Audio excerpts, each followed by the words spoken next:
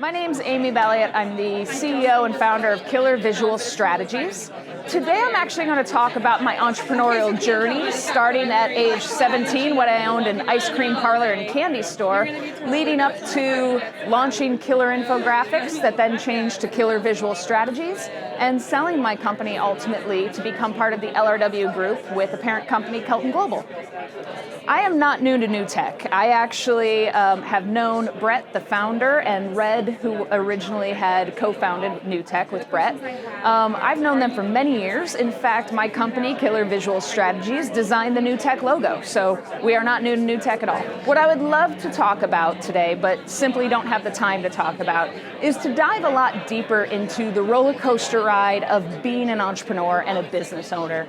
Too often people feel like success happens overnight, and I gotta be honest, it took 10 years to hit my 5-year goal as a business owner. So you really just have to roll with the punches and understand that Murphy's Law is the most real thing ever if you are a business owner. If people are looking for me on social media, they can find me on Twitter at Amy Balliett. They can find me on LinkedIn. You just search Amy Balliett. It turns out that there's 2 of us. I'm the one that's not the nurse. And then finally, you can find me on Facebook, facebook.com/Killer Visual Strategies. That's our company Facebook page.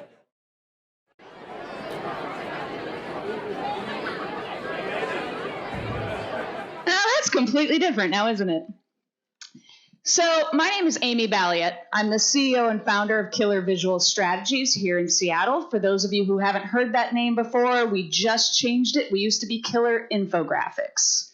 So you might have heard of us, you might have not. If you haven't, it's perfectly fine. I forgive you. So I wanted to not talk about Killer, actually. Today, I'm going to talk about my entrepreneurial journey as a female founder. And to do that, I am going to actually start 20 years ago. There we go. You see, I haven't aged a bit. That is 17-year-old Amy Balliett right there. For those of you who didn't know me in high school, it's okay. I grew up in Ohio, so you probably wouldn't have known me anyway. But at 17 years old, I had a weird conversation with my dad around the dinner table.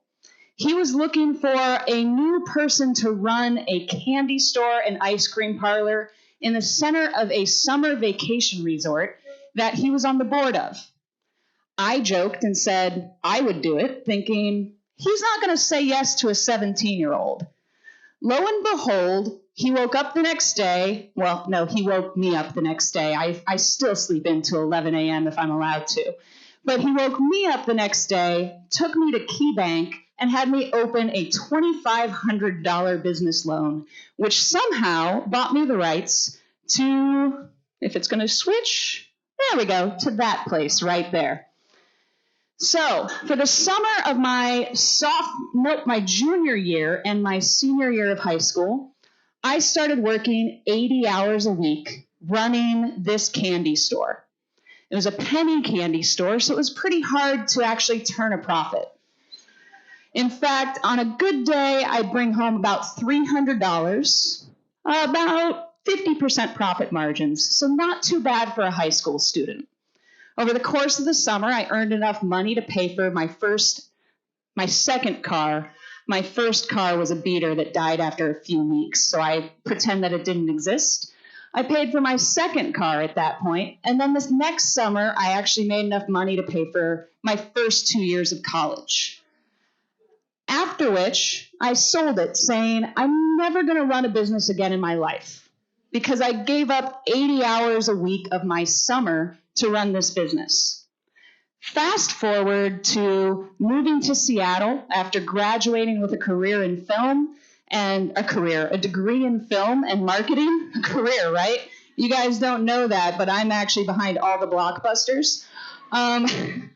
Fast forward to moving to Seattle, and I pivoted from working in film to working in marketing. And then I decided to try and start another company. And this thing's not moving the way I want it to, so I'm just going to keep hitting buttons. Oh, I got to point at this. Oh, that makes a lot of sense. Okay, so fast forward to 2008. In 2008, Proposition 8 passed in California. Proposition 8 affected me very closely because I was one of the 18,000 couples that got married in the state of California.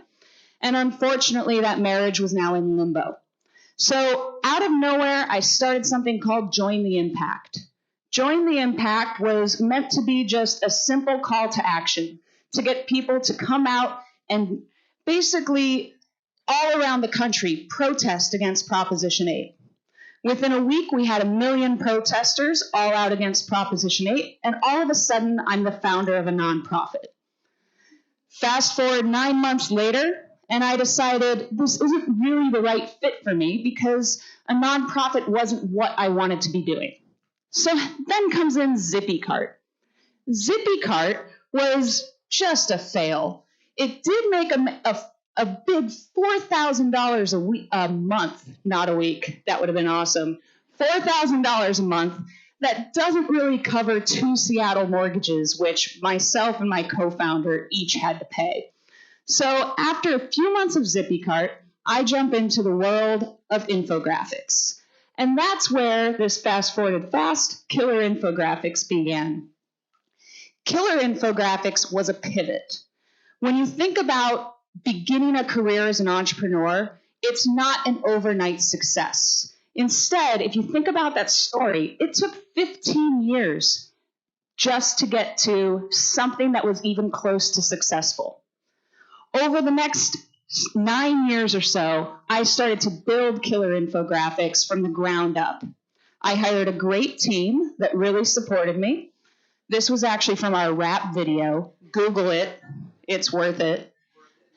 And over the years, that team continued to grow. But I faced a number of challenges as I built this company. At the end of December, I actually sold Killer to my new parent company, Kelton Global. So a 20-year stretch of entrepreneurship went from starting one company, trying to start another, failing both times, then pivoting to the right company. We often think that overnight successes are the rule of entrepreneurship, but in reality, it took me 20 years to get to the point where I am today. When you think about starting a business, especially as a woman in business, oftentimes you're pitting yourself up against the men that are out there. And I gotta tell you, to be honest, nobody is an overnight success. More often than not, you'll hear people act like they are and talk like they are, but it takes a lot of willpower. It takes getting up after every mistake and rolling with every single punch. And as a woman, it takes walking into that room with more confidence than anybody expects you to have, because we are taught to be apologetic at all times. So when you think about your journey in business, remember that the more you get up after every single failure and you learn from it and you move forward, the more likely you are to end up with a team like this and a group that is going to help you drive success for the next 20 years of your life on top of that. So that's my story. I could go on forever, but apparently 5 minutes goes fast, really fast here. So if anybody has any questions, I'm happy to help answer them. Woo-hoo.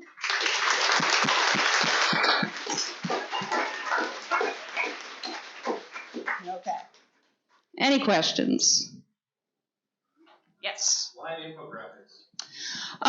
Honestly, I went to film school, so I majored in film and minored in marketing, and visual storytelling is the perfect culmination of both of those things. The fact is, I believe that visual communication is going to change the way all of us connect. It already has. We all speak visually every single day. We connect through visual content on a regular basis. When done properly, it gets to the brain 60,000 times faster than any other form of communication that exists. And 91% of today's audiences prefer visual content over any other form of communication.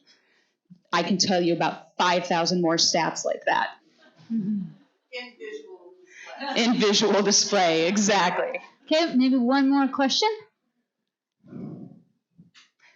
Yep, you in the back? I like really grass. Need someone? He said, I like building graphs. Do you need someone? We are looking for a marketing intern right now, but that's all we're looking for. At the moment, I have 30 employees. We're about to move to South Lake Union, actually, as our new office, to grow to 50 employees. So look for us in 2020, because that's when we're going to be hiring like crazy. Thanks.